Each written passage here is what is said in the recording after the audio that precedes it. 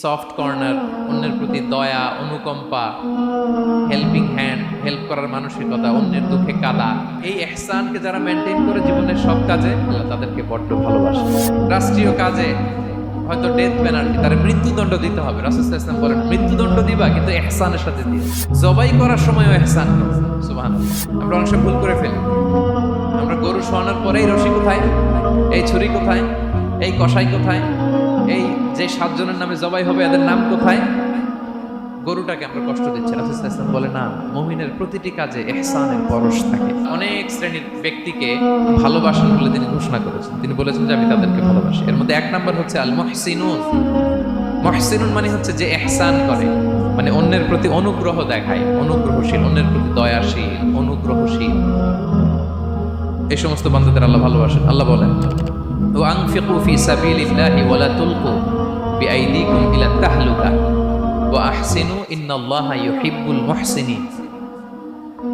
তিনি বলেন যে তোমরা আল্লাহর রাস্তায় দান করো আর নিজেরা নিজেদেরকে ধ্বংসের মুখে ঠেলে দিও না, আর তোমরা ইহসান করো অন্যের প্রতি, কারণ ইন্নাল্লাহা ইউহিব্বুল মুহসিনিন, আল্লাহ তাআলা মুহসিনিনদের ভালোবাসেন।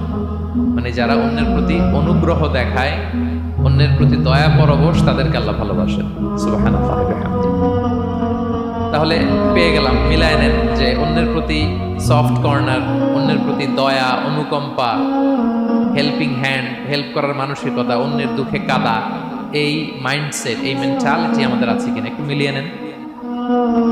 না থাকলে রিমাইন্ডার হিসেবে নেন যে আমরাও যেন মুহসিনুনদের কাতারে শামিল হতে পারি। ইহসান এটা অনেক বড় তবকার একটা আমল। ইবাদতেও ইহসান লাগবে, ইবাদতের বাইরে সামাজিক কর্মকাণ্ড, রাষ্ট্রীয় কর্মকাণ্ড, সব কাজে আল্লাহ তাআলা এই ইহসানকে আবশ্যক করেছেন। অনুগ্রহ, অন্যদের প্রতি অনুগ্রহশীল হওয়া। তা'বুদাল্লাহা কাআন্নাকা তারাহু ফাইন লাম তাকুন তারাহু ফাইন্নাহু ইয়ারাক। তুমি এমন ভাবে ইবাদত করবে, তুমি ভাববে যে তুমি আল্লাহকে দেখছো, তুমি আল্লাহকে দেখে দেখে ইবাদত করতেছো, এরকম ভাবো না একটু। আর এটা ভাবতে যদি কষ্ট হয়, অন্তত এতটুকু তো ভাবো যে আল্লাহ তোমায় দেখছেন। এতটুকু ভাবা যাবে না?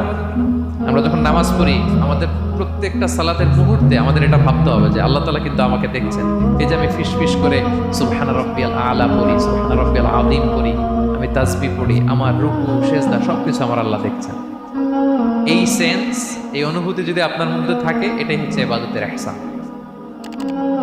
আর ইবাদত ছাড়া আমাদের দৈনন্দিন কাজ, পারিবারিক কাজ, সামাজিক কাজ, এই সমস্ত কাজেও কিন্তু আল্লাহ তাআলা ইহসানকে আবশ্যক করেছেন। প্রিয় ভাই বোন, অন্যের প্রতি অনুগ্রহ করাটাকে তিনি কি করেছেন? আবশ্যক করেছেন। একটা ছোট্ট হাদিস শুনি। হাদিসে রাসূল সাল্লাল্লাহু আলাইহি ওয়াসাল্লাম ইরশাদ করছেন যে ইন্নাল্লাহা তাবারাকা ওয়া তাআলা কাতাবাল ইহসানা আলা কুল্লি শাই। আল্লাহ তাআলা সব কিছুর উপর ইহসানকে আবশ্যক করেছেন, সব কিছুর উপর। মুমিনের সব কাজে ইহসান থাকতে হবে, অন্যের প্রতি অনুগ্রহের পরশ থাকতে হবে। এবার মজার একটা পার্ট আসছে হাদিসে, খেয়াল করে শুনুন। রাসূল সাল্লাল্লাহু আলাইহি ওয়াসাল্লাম বলেন ফাইদা কাতালতুম ফাআহসিনুল কিতলা। আল্লাহ তাআলা সব জায়গায় ইহসানকে আবশ্যক করেছেন। এমন কি ফাইদা কাতালতুম, যখন তোমরা কতল করবে কাউকে, ফাআহসিনুল কিতলা, ইহসানের সাথে কতল করো। সুবহানাল্লাহ বললেন না?